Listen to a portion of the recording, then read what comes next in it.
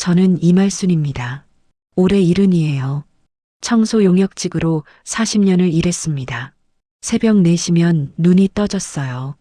알람이 필요 없었죠. 몸이 그 시간을 기억했으니까요. 세수를 하고 작업복을 입었습니다. 낡은 운동화 끈을 묶고 집을 나섰어요. 버스 첫 차를 타면 5시 반에 아파트 단지에 도착했죠. 관리실에서 밀대와 대걸레를 꺼냈습니다. 복도부터 시작했어요. 한 층씩 쓸고 닦았습니다. 계단도 빠짐없이요. 입주민들이 출근하기 전에 끝내야 했거든요. 눈에 안 보이는 사람이 되어야 했습니다. 그게 청소하는 사람의 일이었어요. 손을 보면 알 수 있었습니다. 송금 사이사이가 갈라져 있었어요. 손바닥에는 굳은 살이 단단하게 박혀 있었죠. 겨울이면 손등이 터져서 피가 났습니다. 핸드크림을 발라봤지만 소용없었어요. 물과 세제에 매일 담그니까요. 그래도 불평한 적 없었습니다. 이 손으로 아들을 키웠으니까요. 이 손으로 돈을 모았으니까요. 40년 동안 번 돈을 차곡차곡 모았습니다. 작은 빌라 하나 샀어요. 예금도 넣어뒀죠. 합하면 5억 원쯤 됐습니다. 남들 보기엔 대단한 돈이 아닐 수도 있어요. 하지만 저한테는 평생이었습니다. 새벽마다 흘린 땀이었어요. 명절에도 쉬지 않고 일한 대가였죠. 그 돈이 제 노후이자 제 자존심이었어요. 아들 준호는 제 자랑이었습니다. 공부를 잘했어요. 장학금 받아가며 대학 나왔죠. 졸업하고 대기업에 들어갔습니다. 해외 영업팀이었어요. 출장도 자주 다녔죠. 양복 입고 공항 가는 아들 뒷모습을 보면 뿌듯했습니다. 내가 새벽마다 복도 쓸던 게 헛되지 않았구나 싶었어요. 32에 결혼했습니다. 며느리 혜진이는 같은 회사 직원이었어요. 예쁘장하고 똑똑해 보였죠. 결혼식 날 저는 한복을 입고 앉아 있었습니다. 하객들 앞에서 손을 숨겼어요. 갈라진 손이 부끄러웠거든요. 그래도 행복했습니다. 아들이 잘 됐으니까요. 결혼 자금으로 5천만 원을 줬습니다. 전세 보증금 보태라고요. 준호가 괜찮다고 했지만 저는 밀어줬어요. 엄마가 이것밖에 못 해줘서 미안하다. 그렇게 말했죠. 준호가 제 손을 잡았습니다. 엄마 고마워요. 잘 살게요. 그 말 한마디면 충분했어요. 5천만 원이 아깝지 않았습니다. 그로부터 3년이 지났을 때였어요. 준호한테서 전화가 왔습니다. 목소리가 지쳐 있었죠. 엄마, 나 회사 그만두려고요. 심장이 철렁했어요. 왜? 무슨 일 있어? 한참 동안 말이 없었습니다. 한숨 소리가 들렸어요. 사장님이 너무 무리한 요구를 해요. 야근도 매일이고 주말에도 불러요. 못 버티겠어요. 퇴사한다는 말에 걱정이 앞섰습니다. 하지만 준호가 힘들다는데 말릴 수 없었어요. 그래, 건강이 먼저지. 잠깐 쉬어. 제가 말했죠. 그런데 준호의 대답이 달랐습니다. 쉬는 게 아니에요, 엄마. 창업하려고요. 창업이라는 단어가 낯설었어요. 창업? 뭘 하게? 준호가 설명했습니다. 기존 거래처들을 기반으로 해외 영업회사를 차리겠다고요. 자신 있다고 했어요. 3년 동안 쌓은 인맥이 있다고요. 며칠 뒤 준호 부부가 집에 왔습니다. 거실에 앉았어요. 준호가 서류를 꺼냈습니다. 사업 계획서였죠. 숫자들이 빼곡했어요. 저는 잘 몰랐습니다. 그냥 아들이 열심히 준비했구나 싶었죠. 혜진이가 옆에서 말했어요. 어머니, 준호가 정말 열심히 했어요. 이번에 꼭 성공할 거예요. 목소리가 달콤했습니다. 근데 초기 자금이 좀 필요해요. 1억 원만 빌려주실 수 있을까요? 1억 원. 적은 돈이 아니었습니다. 제 예금의 절반이었어요. 손이 떨렸습니다. 하지만 아들의 눈빛이 간절했어요. 혜진이도 고개를 숙이고 있었죠. 대여 형식으로 할게요, 엄마. 사업 안정되면 꼭 갚을게요. 준호가 말했습니다. 저는 창밖을 봤어요. 해가 지고 있었습니다. 하늘이 붉었죠. 언제부터 아들한테 돈 빌려주는 게 이렇게 무거워졌을까요? 결혼 자금 줄 때는 기뻤는데 이번엔 뭔가 달랐습니다. 그래도 고개를 끄덕였어요. 그래, 알았어. 대신 꼭 갚아야 한다. 준호가 환하게 웃었습니다. 고마워요, 엄마. 1년이 지났습니다. 사업이 잘 되는 것 같았어요. 준호가 바빠 보였거든요. 전화도 뜸했죠. 잘 되나 보다 싶었습니다. 그런데 어느 날 밤 전화가 왔어요. 준호 목소리가 떨렸습니다. 엄마, 급한 결제가 있어요. 3천만 원만 더 빌려줄 수 있어? 가슴이 내려앉았어요. 3천만 원? 왜? 무슨 일이야? 준호가 한숨을 쉬었습니다. 거래처에서 갑자기 결제를 당겼어요. 지금 안 내면 거래 끊긴대요. 전화기를 들고 한참을 서 있었습니다. 이미 1억 5천만 원을 줬어요. 결혼 자금까지 합하면요. 이건 아닌 것 같았습니다. 뭔가 잘못되고 있다는 느낌이 들었어요. 하지만 아들이 거래처를 잃으면 어쩌죠? 사업이 망하면요. 제가 준 돈도 다 날아가는 거잖아요. 엄마, 이번만 도와줘요. 제발. 준호 목소리가 울먹였습니다. 저는 눈을 감았어요. 손을 내려다봤습니다. 갈라진 송금이 보였죠. 40년 동안 새벽마다 밀대 잡던 손이었어요. 이 손으로 번 돈인데, 이 손으로 모은 돈인데, 그래도 결국 입을 열었습니다. 알았어. 보내줄게. 전화를 끊고 통장을 꺼냈어요. 잔액을 확인했습니다.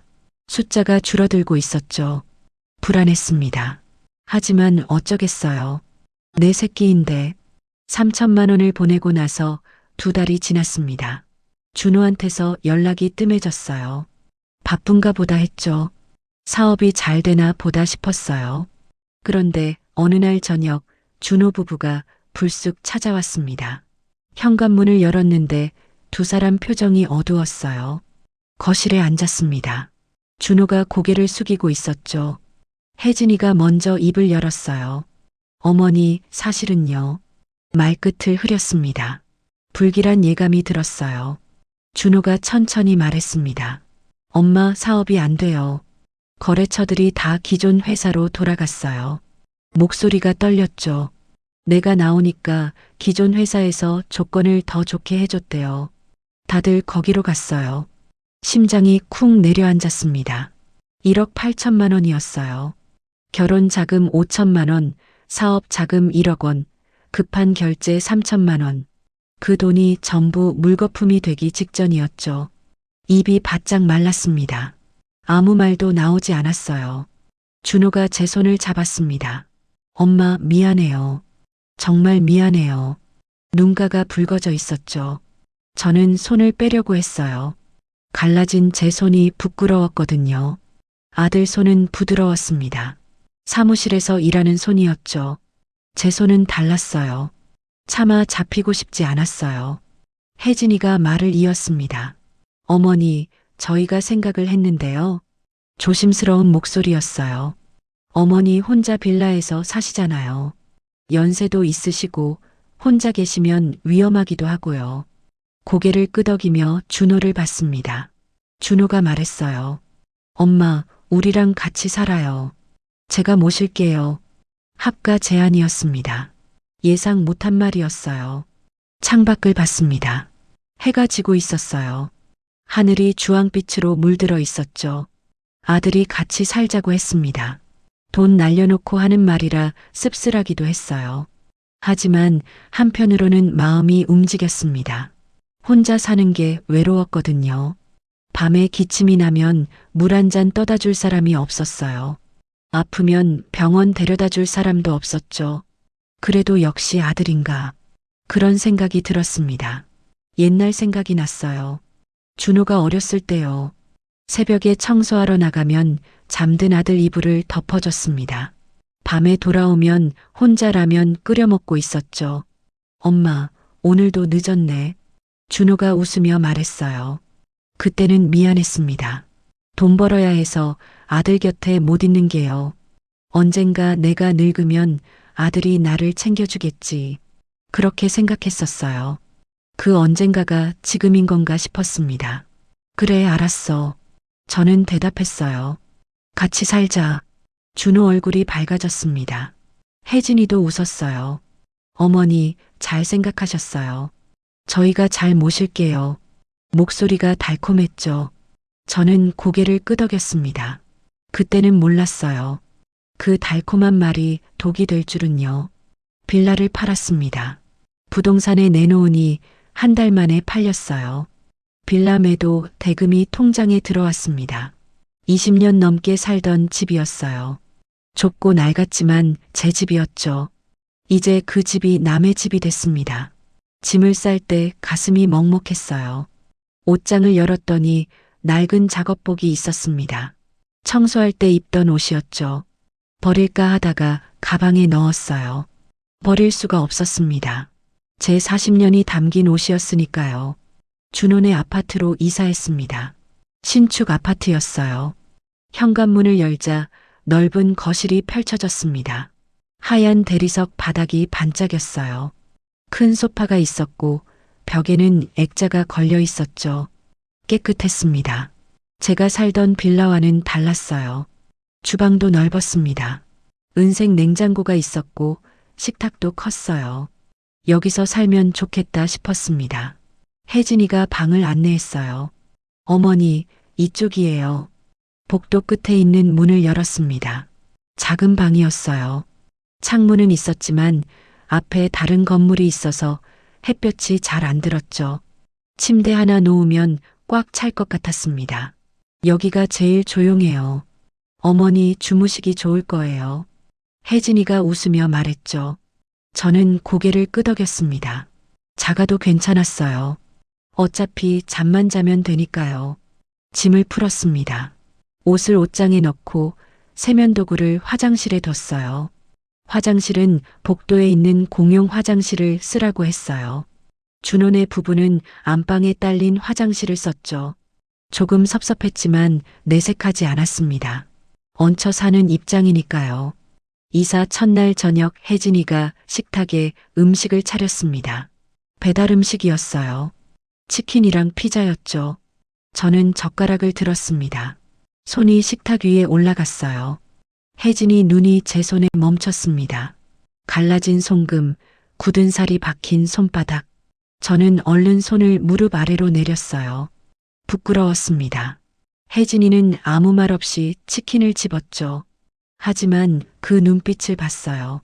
뭔가 지저분한 걸 본 것 같은 눈빛이었습니다. 일주일이 지났습니다. 며느리의 태도가 달라지기 시작했어요. 처음엔 느끼지 못했습니다. 조금씩이었거든요. 어느 날 아침 주방에서 된장찌개를 끓이려고 했어요. 냉장고를 열었습니다. 혜진이가 다가왔어요. 어머니, 뭐 하세요? 된장찌개 끓이려고. 저는 대답했죠. 혜진이 표정이 굳었습니다. 어머니, 아침엔 저희 간단하게 먹어요. 요거트랑 빵이요. 찌개 끓이면 냄새가 배거든요. 냄새가 밴다. 그 말이 가슴에 꽂혔습니다. 저는 냉장고 문을 닫았어요. 그래, 알았어. 아무 말 없이 방으로 돌아왔죠. 그날 아침 저는 아무것도 먹지 못했습니다.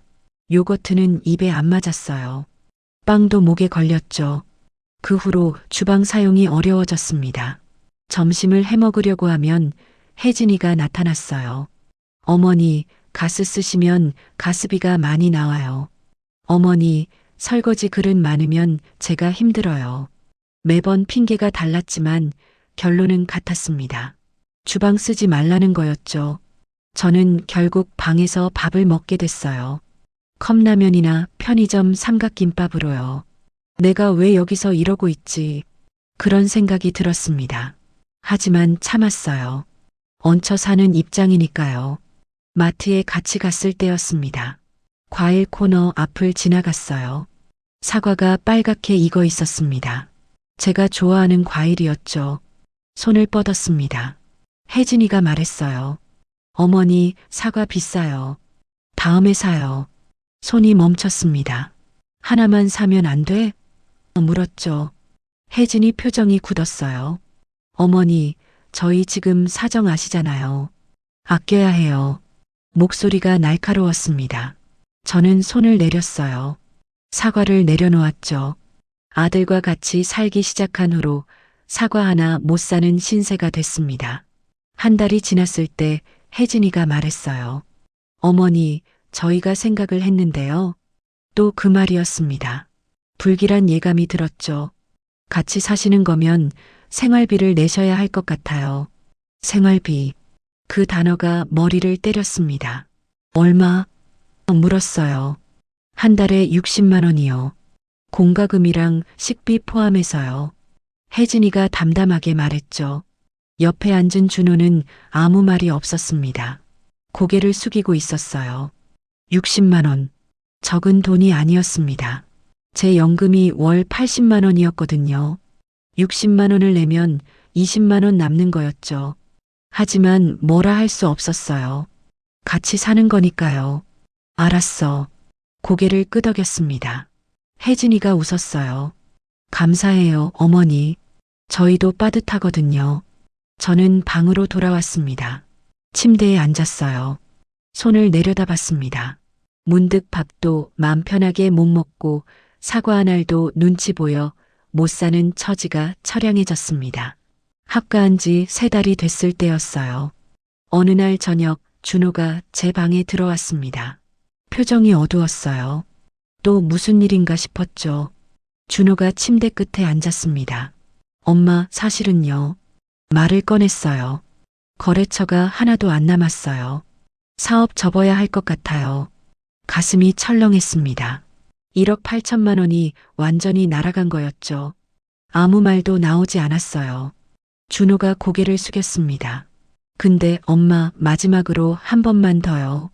목소리가 떨렸어요. 2천만 원만요. 이번에 새로운 거래처 잡히면 다시 살릴 수 있어요. 2천만 원. 또 돈이었습니다. 가슴이 막혔어요. 숨이 안 쉬어졌죠. 저는 창밖을 봤습니다. 밤이었어요. 건물 불빛들이 반짝이고 있었죠. 언제부터 아들이 이렇게 됐을까요? 돈만 보면 손 벌리는 사람이요. 결혼 자금 5천만 원 줄 때는 고맙다고 했었죠. 사업 자금 1억 원 줄 때도요. 3천만 원 더 줬을 때도요. 그런데 계속 더 달라고 했습니다. 끝이 없었어요. 못해. 저는 말했습니다. 목소리가 떨렸어요. 더 이상은 못해, 준호야. 준호 얼굴이 굳었습니다. 엄마, 이번이 진짜 마지막이에요. 저는 고개를 저었어요. 내가 그 말 몇 번 했니? 1억 원 줄 때도 마지막이랬어. 3천만 원 줄 때도 마지막이랬어. 목소리가 높아졌습니다. 나한테 남은 돈이 얼마 없어. 그것마저 다 주면 나는 어떡해. 준호가 일어났습니다. 알았어요, 엄마. 목소리가 차가웠어요. 문을 열고 나갔죠. 쾅, 문이 닫혔습니다. 저는 침대에 앉아 있었어요. 손이 떨렸습니다. 아들한테 안 된다고 말한 게 처음이었어요. 가슴이 아팠습니다. 하지만 더 이상은 안 됐어요. 내 노후가 걸린 문제였으니까요. 그날 이후로 집 안 분위기가 달라졌습니다. 준호는 저와 눈을 마주치지 않았어요. 혜진이는 더 심했죠. 아예 투명인간 취급을 했습니다. 저녁 7시에 주방으로 갔더니 이미 식사가 끝나 있었죠. 식탁 위에 그릇만 남아 있었습니다. 식사는? 물었어요. 혜진이가 TV를 보며 대답했습니다. 아, 어머니 못 없어요. 저희 둘이서만 시켜 먹었거든요. 눈도 마주치지 않았어요. 거실 소파에 앉아 TV를 보려고 했습니다. 혜진이가 말했어요. 어머니, 저희 드라마 볼 시간이에요. 리모컨을 빼앗았죠. 저는 일어났습니다. 방으로 돌아왔어요. 침대에 앉았습니다. 창밖을 봤어요. 밤이었습니다. 건물 불빛들이 보였죠. 하지만 차갑게 느껴졌어요. 이게 사람 사는 거야. 그런 생각이 들었습니다. 평생 일해서 5억 원 모았어요. 그중 1억 8천만 원을 아들한테 줬죠.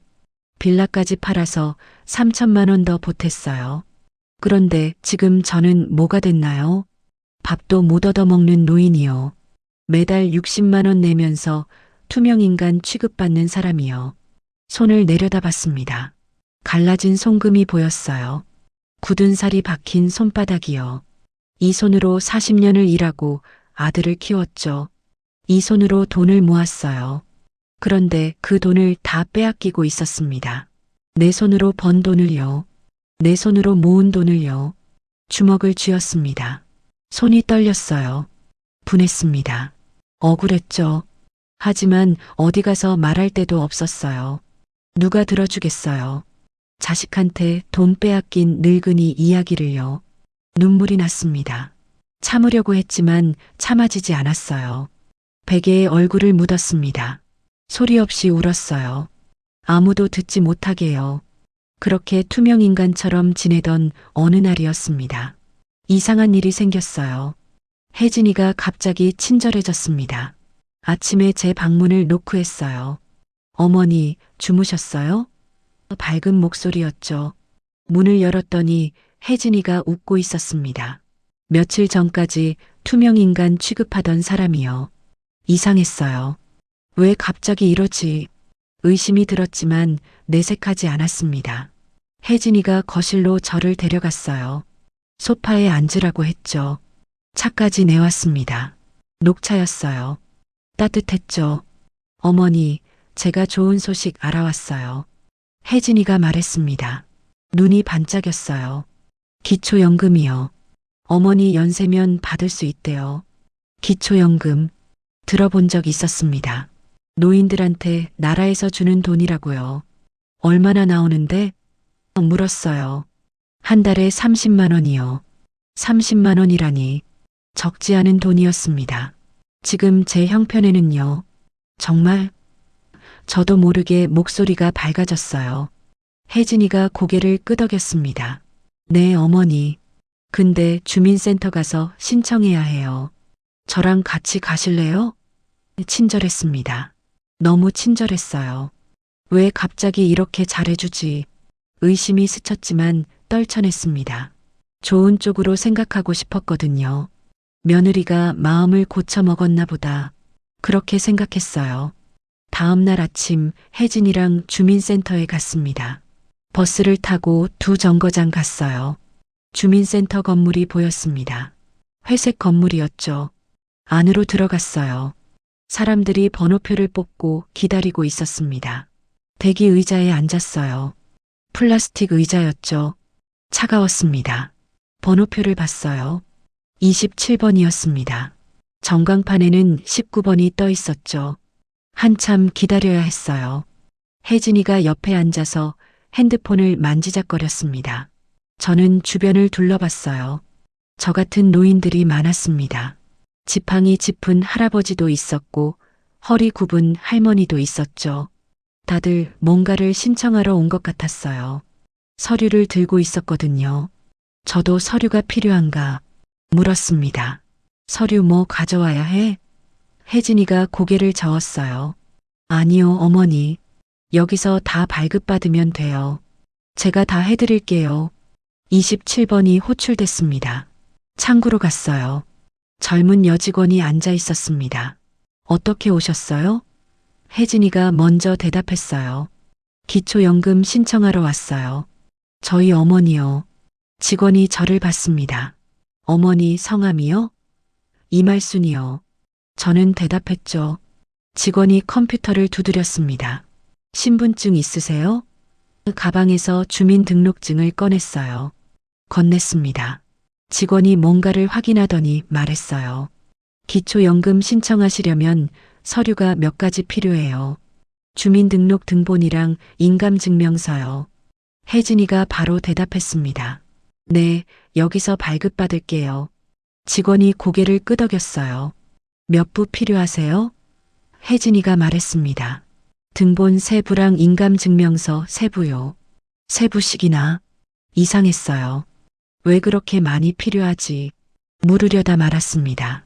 혜진이가 알아서 하겠지 싶었거든요. 서류가 나왔습니다. 혜진이가 받았어요. 저한테 주지 않고 자기 가방에 넣었죠. 이상한 느낌이 들었습니다. 내 서류인데 왜 내가 안 들고 있지? 하지만 아무 말 안 했어요. 며느리를 믿어야 했으니까요. 기초연금 신청서를 작성해야 했습니다. 혜진이가 펜을 들었어요.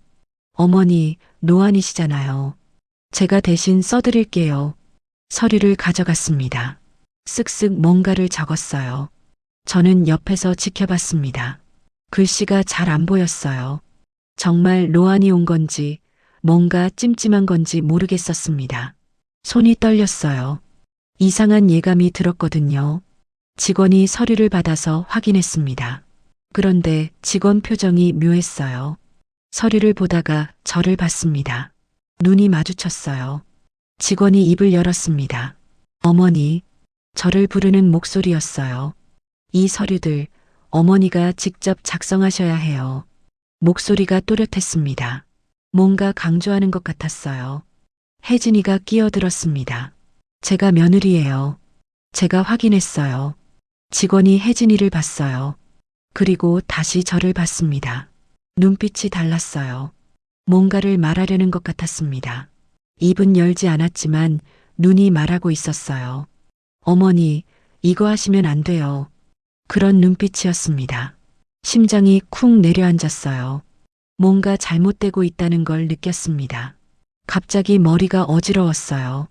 진짜로요. 불안해서 그런 건지, 뭔가 이상해서 그런 건지 모르겠었습니다.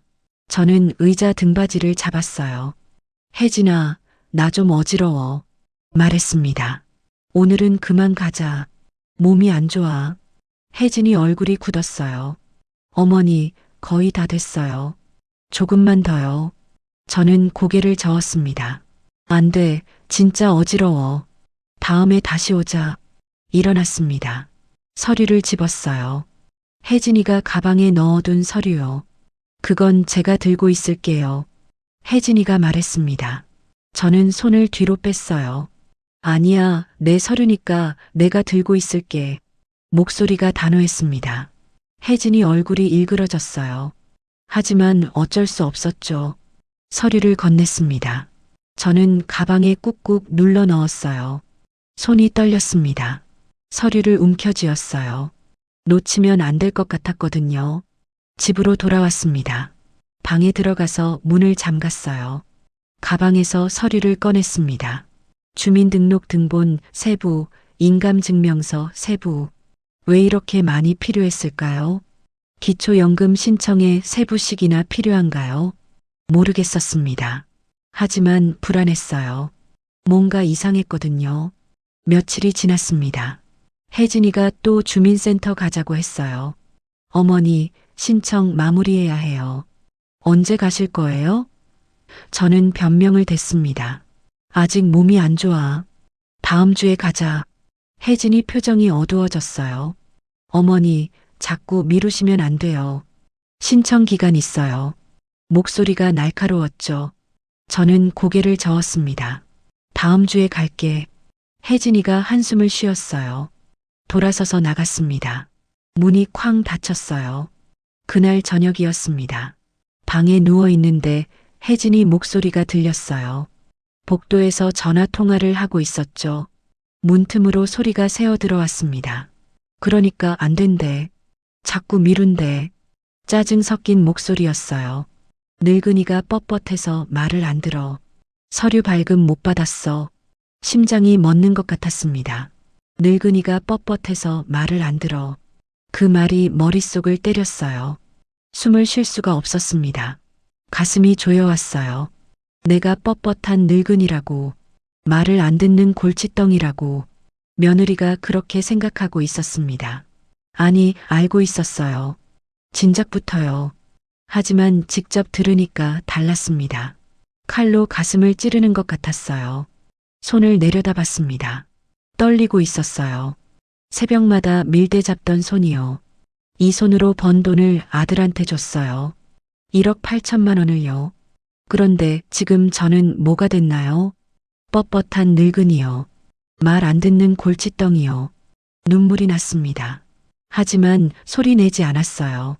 들키면 안 됐거든요. 다음 날 저녁이었습니다. 저녁 7시가 됐어요. 배가 고팠습니다. 아무도 없었어요. 주방을 봤죠. 냄비가 올라가 있었습니다. 뭔가 끓이고 있었어요. 냄새가 났습니다. 된장찌개였어요.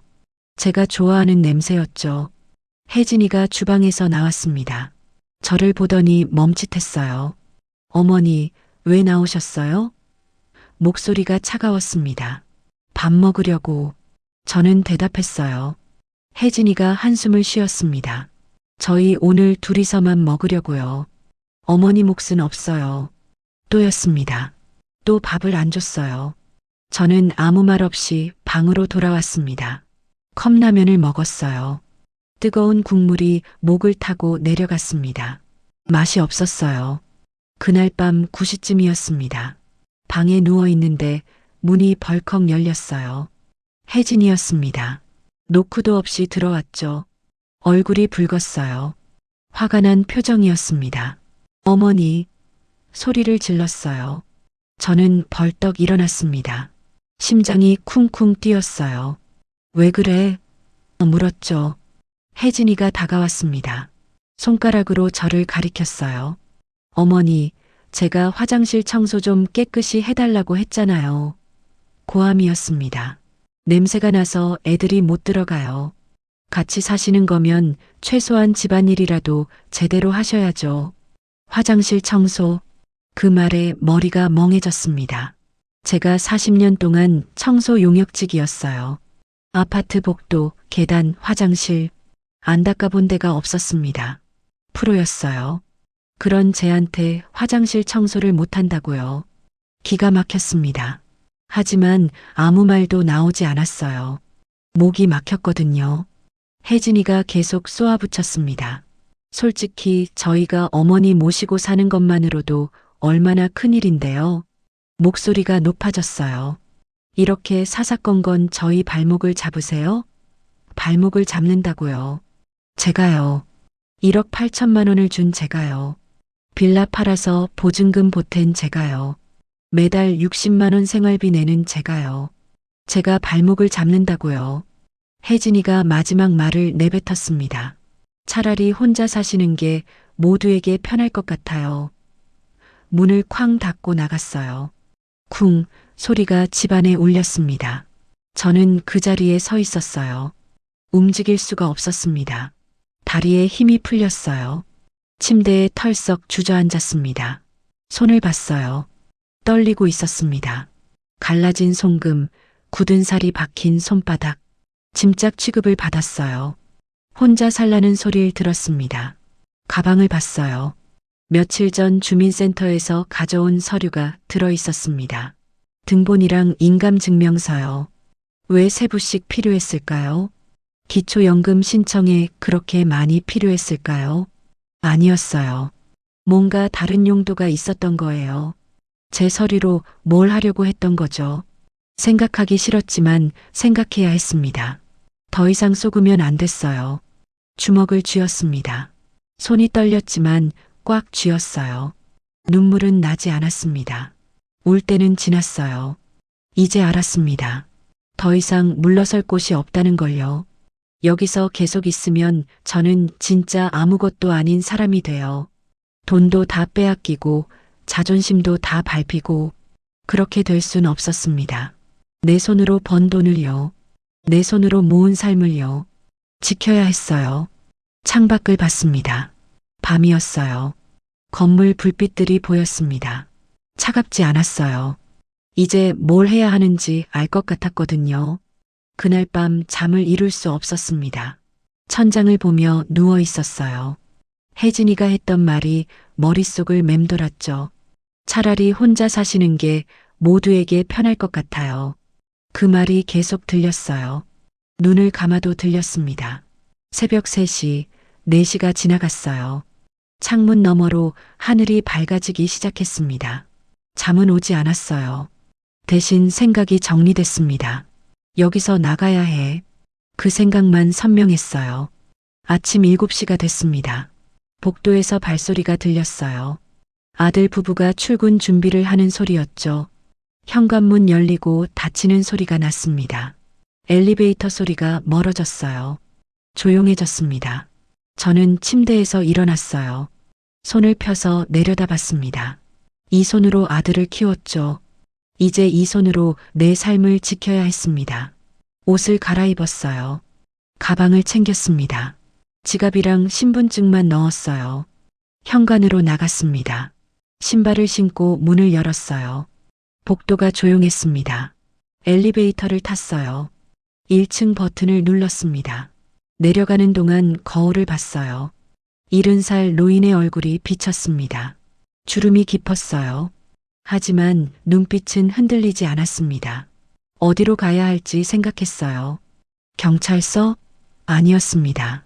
가족 문제로 경찰이 나설 것 같지 않았어요. 주민센터?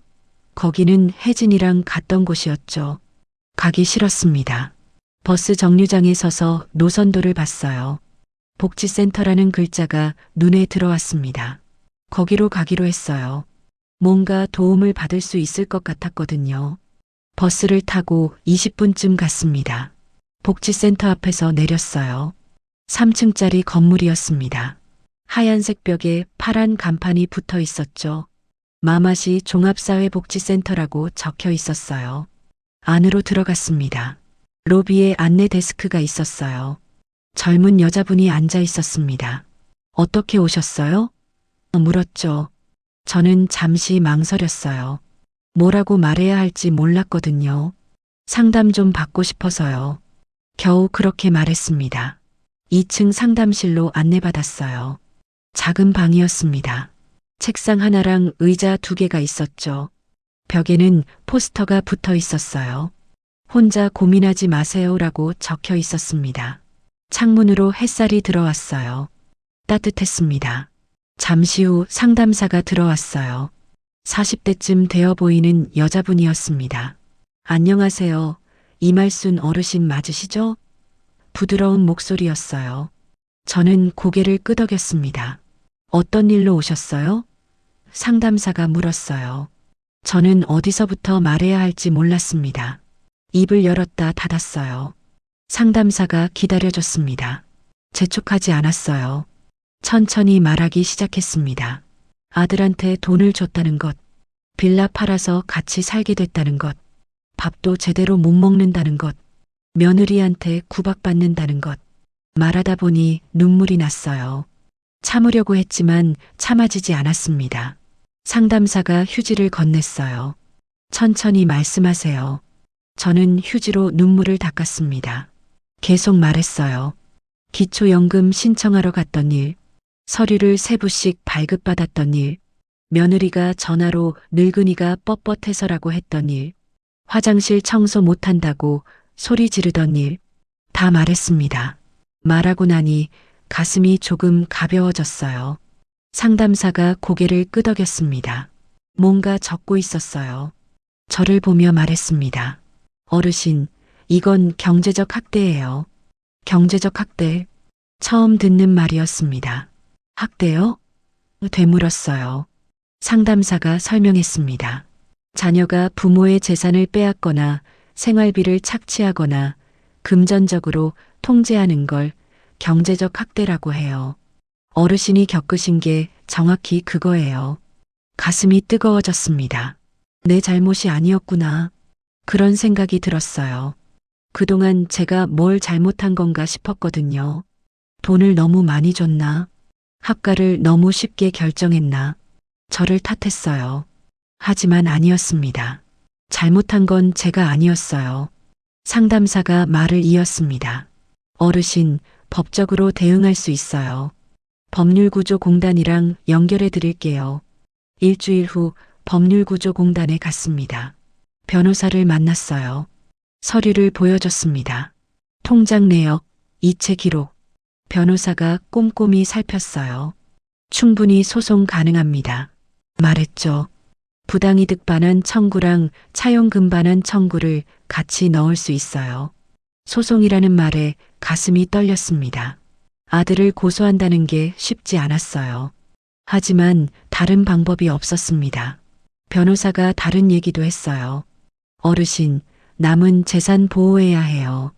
신탁계좌 만드시는 게 좋겠어요. 신탁계좌가 뭐냐고 물었습니다.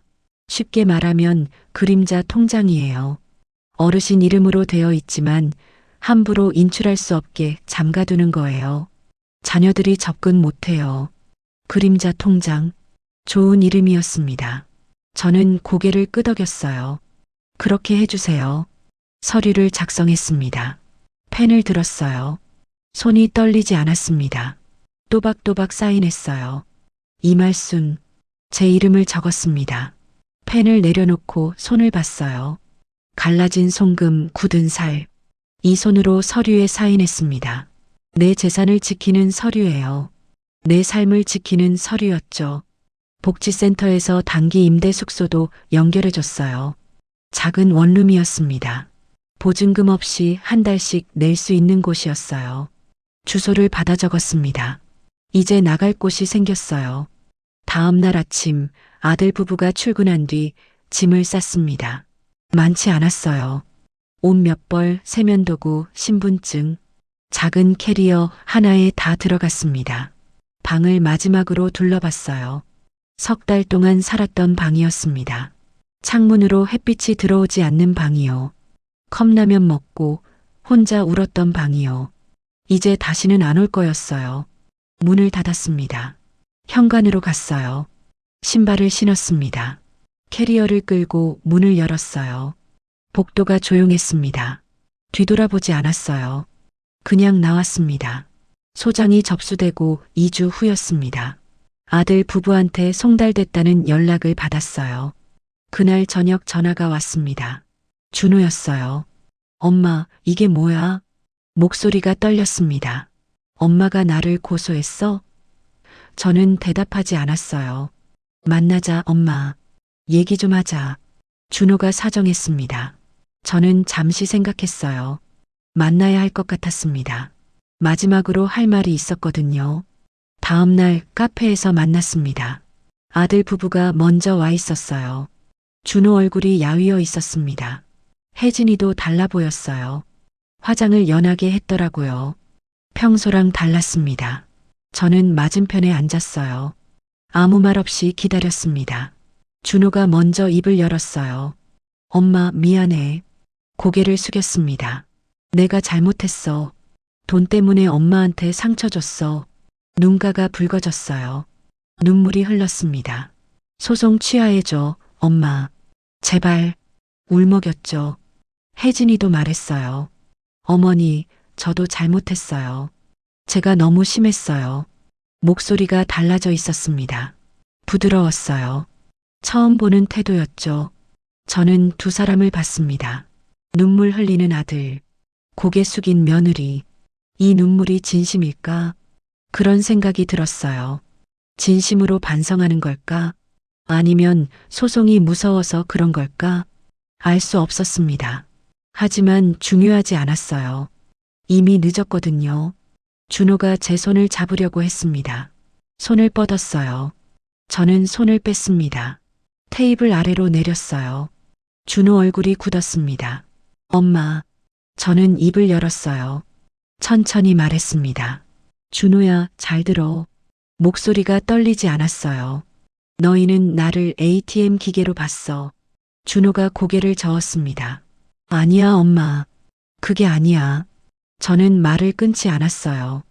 결혼 자금 5천만 원, 사업 자금 1억 원, 급한 결제 3천만 원, 보증금 증액 3천만 원, 2억 넘게 줬어. 숫자를 하나하나 말했습니다. 그래도 너희는 계속 더 달라고 했어. 끝이 없었어. 혜진이가 끼어들려고 했어요. 저는 손을 들어 막았습니다.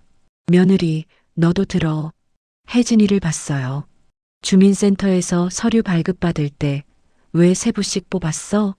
기초연금 신청에 그렇게 많이 필요 없어? 혜진이 얼굴이 하얘졌습니다. 내 인감증명서로 뭘 하려고 했어? 말해봐. 아무 대답이 없었어요.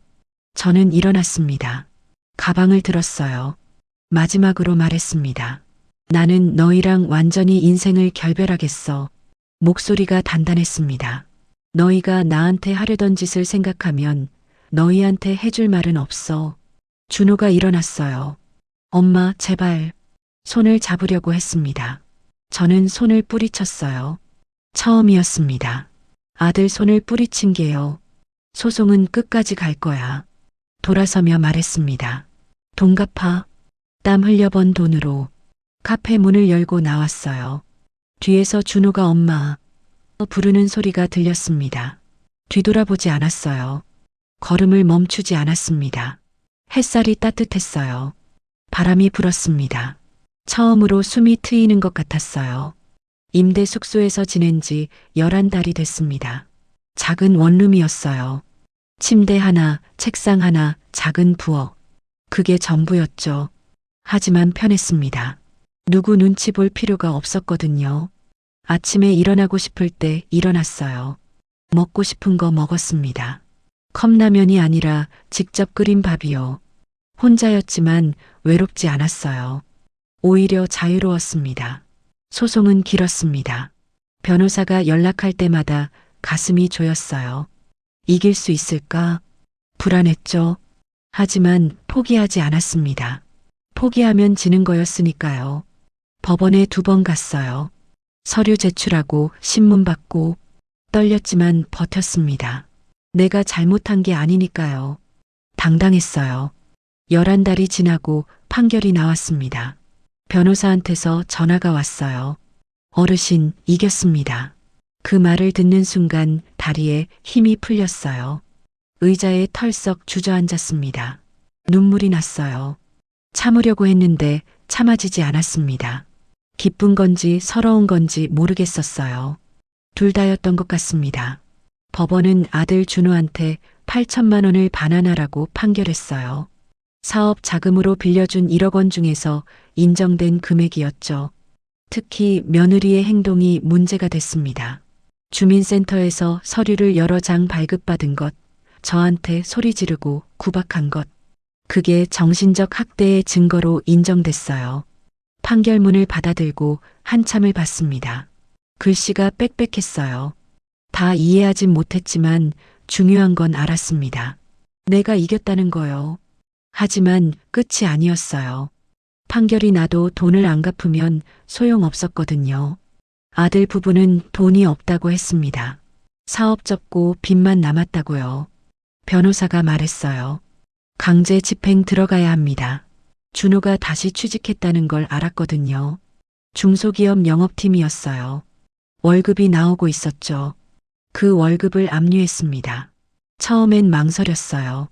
아들 월급을 압류한다는 게요. 손이 떨렸습니다. 하지만 생각했어요. 저 사람들이 나한테 한 짓을요. 1억 8천만 원을 가져가고도 밥을 안 줬어요. 사과 하나 못 사게 했죠. 화장실 청소 못한다고 소리 질렀어요.